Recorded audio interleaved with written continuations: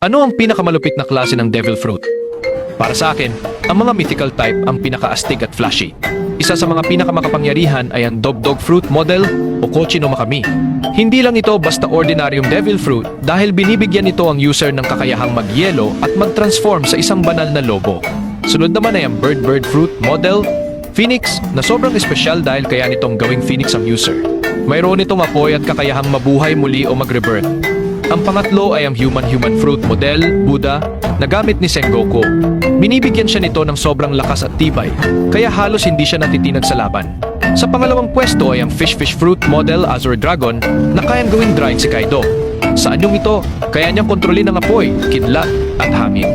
Sa huli, ang pinakamalakas ay ang Human Fruit model, Nika.